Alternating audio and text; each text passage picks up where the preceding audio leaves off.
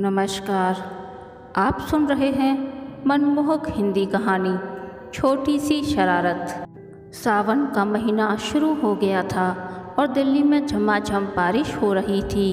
जिस तरह मेरे सामने मेरे कमरे की खिड़की पर बारिश की बूंदें गिर रही थीं, उसी तरह मेरी आंखों से आंसू गिर रहे थे। मेरे हाथ में राघव का दिया पत्र था जो मेरे आंसुओं से भीगने लगा। आज से 8 साल पहले वह मेरी ज़िंदगी में आया था। जिस तरह उसने मेरी ज़िंदगी में कदम रखा था, उसी तरह एक दिन वह मेरी ज़िंदगी से गायब भी हो गया। यह सब एक छोटे से सफ़ेद गुलाब के फूल से शुरू हुआ। वह फूल आज भी मेरी डायरी में सुरक्षित है। यह बात सन 2016 की है, जब मैंने कॉलेज जाना शुरू किया था। मन ऊहापोह में था कि नया कॉलेज कैसा होगा, पुरानी सहेलियां कहाँ कहाँ पढ़ेंगी, कुछ पता न था। जिंदगी ने एक नया सा मोड़ लिया था। मन में उत्साह भी था कि कॉलेज को सावन के महीने में शुरू होना था। वही मौसम जो मुझे सबसे अधिक पसंद था, और अनजाना सा एक भय भी कि नई सहेलियां कैसी होंगी। कॉलेज का पहला दिन तो बहुत खूब था। नई सहेलियां बनी, नई किताबें मिली, और इन्हीं के साथ मेरे पीछे बैठे लड़के की वे दो खूबसूरत आँखें भी मुझसे मिली। वह लड़का मुझे हर लेक्चर के बाद निहारता और मैं उसकी आँखों में खो जाती। मैं उसे देखती और वह मुझे।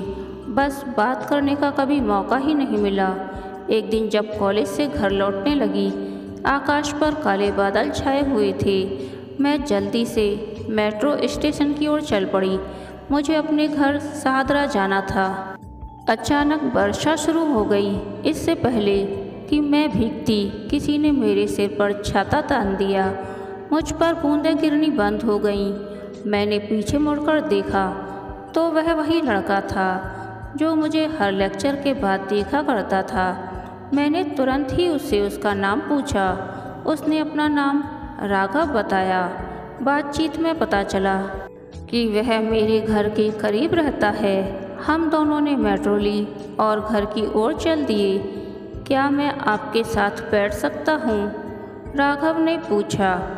अरे हाँ हाँ, क्यों नहीं, मैंने सकचाते हुए कहा। वह मेरे पास बैठ गया। एक छतरी के नीचे होने के बावजूद हम भीग चुके थे, क्योंकि बारिश बहुत तेज़ थी। मैंने उसे मुड़कर देखा। उसके वह भीगे हुए बाल और भूरी आँखें। मैंने आज तक किसी लड़के को इतने करीब से नहीं देखा था। उसने भी मेरी तरफ मुड़कर देखा। तभी उसने अपनी कमीज की जेब से गुलाब का छोटा सा फूल निकाला और मुझे दिया। इतने में उसका स्टेशन आ गया और वह मुझे बाय कहकर चला गया। काफ़ी देर तक मैं उसके बारे में सोचती रही। उसका दिया फूल मुझे ऐसा लगा जैसे उसने अपने दिल का टुकड़ा दे दिया हो। जाने कब मेरा स्टेशन पीछे ही छूट गया और फिर मैं मानसरोवर पार्क स्टेशन पर उतर गई। मेरी बहन की आवाज़ पर जैसे मैं नींद से जागी। दीदी कैसी हो? क्या मैं अंदर आ जाऊं? मेरी बहन रिया ने दरवाजे से पुकारा और तभी मैंने वह पत्र अपने तकिए के नीचे छुपा दिया। सिया दीदी, परसों आपको लड़के वाले देखने आ रहे हैं, तो आज शॉपिंग के लिए चलना है क्या? रिया ने पूछा। आओ चलें। वैसे भी घर से बाहर गए काफ़ी समय हो गया है। हम कनॉट प्लेस चलेंगे, मैंने कहा। हाँ दीदी, ठीक है। वैसे भी मम्मी ने कहा है कि आपको अच्छी सी साड़ी दिला दूँ। अच्छा सुनो, क्या मैं अपने बॉयफ्रेंड को भी साथ ले चलूँ? रिया, तुम्हारा बॉयफ्रेंड भी है? मैंने आश्चर्य से पूछा। हाँ दीदी, वह मुझे फेसबुक पर मिला था। सोचा आज आपके बहाने उससे मिल लूँ। चलो फिर तय रहा, आज हम आपके साथ कॉफ़ी पियेंगे। हम दोनों मेट्रो से कनॉट प्लेस पहुँचे। स्टेशन पर खड़े ही थे कि पीछे से किसी ने आवाज़ दी। रिया कैसी हो? हम दोनों ने पीछे मुड़कर देखा। मैं उसे देखकर हैरान रह गई। वे भूरी आँखें, वही खूबसूरत चेहरा था। सिया दीदी, ये रहा मेरा बॉयफ्रेंड राघव। मैं इसे फेसबुक पर मिली। यह सुनकर मेरे होश उड़ गए। आखिर मेरी बहन को पूरी दुनिया में यही लड़का मिलना था। पर हाँ, उसमें रिया की भी कोई गलती नहीं थी। उसे क्या पता था कि वह तो मेरे कॉलेज का प्यार था। मेरा मन काफ़ी उदास हो गया था। दिल कर रहा था कि मैं घर चली जाऊं और अपने तकिए को गले लगाकर खूब रोऊं। दीदी, पहले कॉफ़ी पीने चलें? आज राघव को शाम को कुछ काम है तो वह हमारे साथ शॉपिंग पर नहीं चल पाएगा, रिया ने मचलते हुए कहा। मैंने केवल सिर हिलाकर हाँ कह दिया। हम कॉफ़ी के लिए इंडियन कॉफ़ी हाउस चले गए। रिया बताने लगी कि यह राघव की मनपसंद जगह है। आखिर मनपसंद क्यों ना होती। राघव और मैं कॉलेज के दिनों में यहीं तो आया करते थे। वह ऐसे जता रहा था मानो वह मुझे जानता ही ना हो। एक बार भी उसने मेरी तरफ नहीं देखा। शायद वह कॉलेज का नकली प्यार था जो कभी हुआ ही नहीं था। रिया और राघव एक साथ बैठ गए और मैं मेज की दूसरी तरफ अकेली। मन में चाहे आज भी उसके लिए प्यार बचा हुआ था, लेकिन वे दोनों एक साथ इतने अच्छे लग रहे थे जैसे एक दूसरे के लिए ही बने हों। जब दोनों एक दूसरे को देखते तब मुझे मन में थोड़ी सी ईर्ष्या जरूर होती, पर आखिर वह मेरी बहन के लिए ही था। वैसे भी मेरी शादी कुछ दिनों में तय होने वाली थी, इसीलिए मैं उन्हें जुदा करने के बारे में नहीं सोचना चाहती थी। राघव, अपने बारे में कुछ सिया दीदी को बताओ, रिया ने राघव से कहा। मैंने अपनी डिग्री कॉमर्स कॉलेज से ली थी। फिर मैं लंदन उच्च शिक्षा के लिए चला गया और मैं अब एक बड़ी कंपनी में काम करता हूँ। मैं यह सब उतरा मुँह लेकर सुन रही थी। मैंने कभी नहीं सोचा था कि मैं उससे कभी ऐसे मिलूँगी। मैं बातें तो सुन रही थी, लेकिन एक भी शब्द मेरे जेहन में नहीं बैठ रहा था। अच्छा रिया, अब मैं चलता हूँ, मुझे थोड़ा काम है। बहुत दिनों बाद दिल्ली लौटा हूँ, सो बहुत से छोटे छोटे काम निपटाने हैं। रिया ने उन्हें हंसकर विदा किया। मैं उसे जाता हुआ देखती रही। हम बाजार में घूम रहे थे, तभी रिया ने मुझसे अजीब सा सवाल किया। दीदी, अगर आप बुरा न मानो तो क्या आपसे एक सवाल पूछ लूँ? मैंने अपना सिर हिलाकर हामी भरी। आपको राघव कैसा लड़का लगा? दीदी, रिया ने हंसते हुए पूछा। मुझे बहुत अच्छा लगा। अच्छी नौकरी है उसके पास, अच्छा दिखता है। मैंने अपनी बात पूरी भी नहीं की थी कि रिया ने ऐसा कुछ कह दिया जिसने मेरे टूटे हुए दिल को और भी तोड़ दिया। तो दीदी, हम शादी कर लें? ये शब्द जब रिया के मुंह से निकले तब मेरे मन में कुछ चटक गया। मेरे दिल में जो उम्मीद की आखिरी किरण थी वह भी बुझ गई। मैंने उदासी में उससे कहा, हाँ, तुम दोनों शादी कर लो, सुखी रहोगे। रिया ने मुझे गले लगाकर शुक्रिया कहा। तभी उसकी नज़र दुकान की शो विंडो में सजी एक गुलाबी साड़ी पर पड़ी।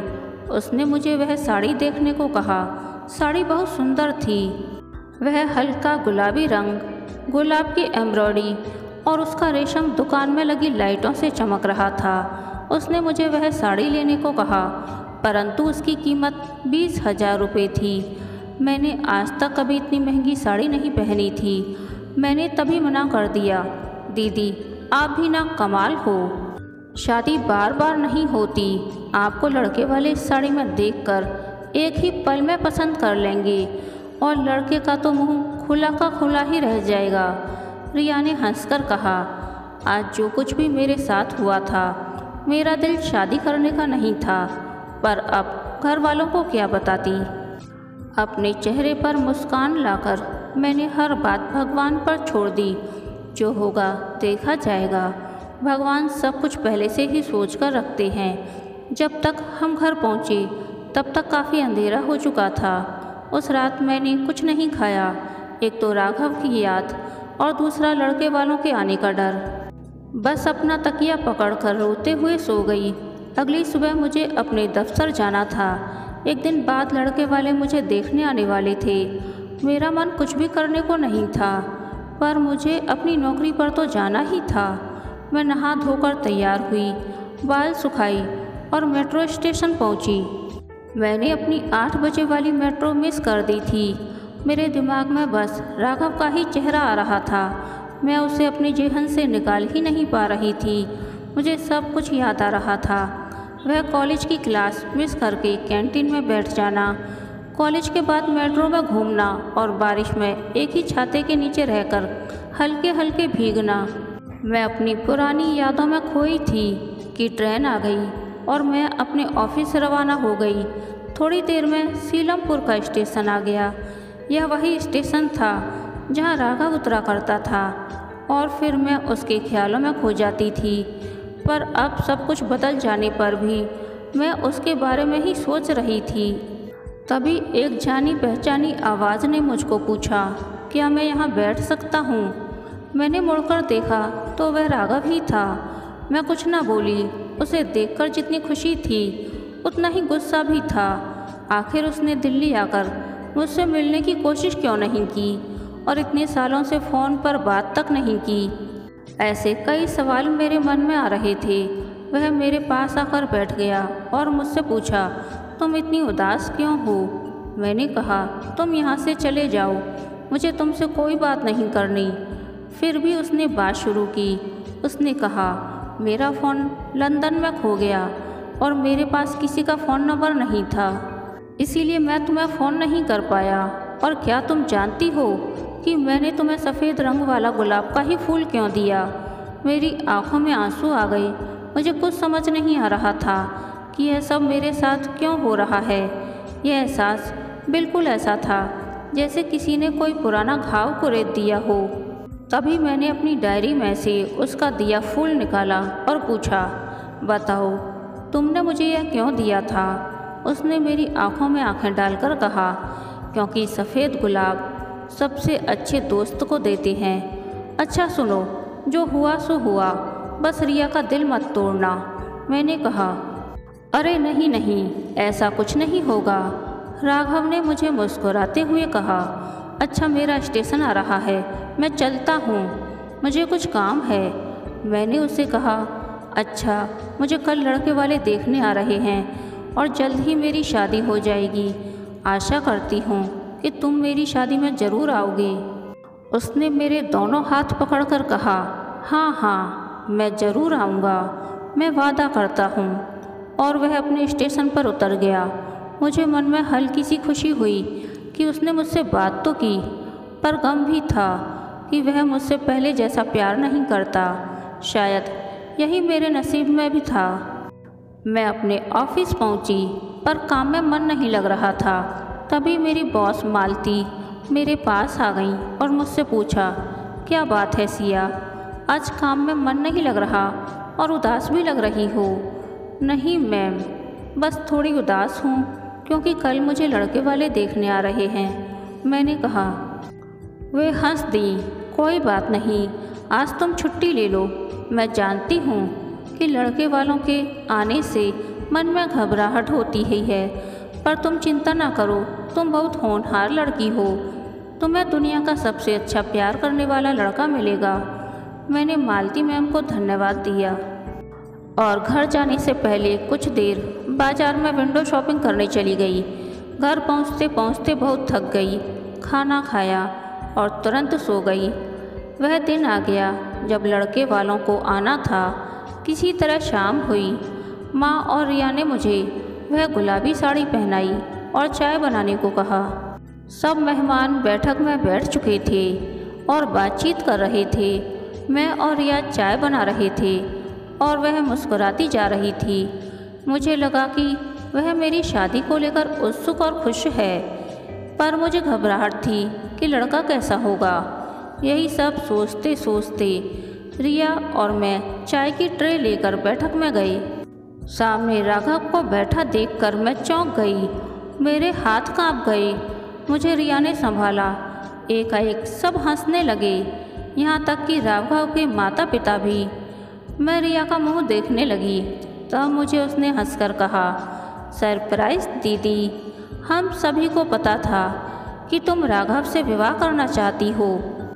उसने मुझे दिल्ली आकर फेसबुक पर संपर्क किया और अपने दिल का हाल बताया कि वह तुमसे कितना प्यार करता है और केवल तुमसे ही शादी करना चाहता है। मैंने यह जानकर मम्मी पापा को यह बात बता दी और उन्हें भी इस योजना में शामिल कर लिया। सॉरी दीदी, हमने आपके साथ एक छोटी सी शरारत की। तभी राघव ने खड़े होकर मेरे हाथ में लाल गुलाब का फूल और अंगूठी दी और हंसकर पूछा, सिया, क्या तुम मुझसे शादी करोगी? मैंने प्यार से हाँ कहा और शर्म से लाल हो गई। सबने एक दूसरे को बधाई दी और हम दोनों पर गुलाब के फूलों की वर्षा की। कहानी के अंत तक बने रहने के लिए धन्यवाद। यह कहानी आपको कैसी लगी प्लीज़ कमेंट करके बताइए।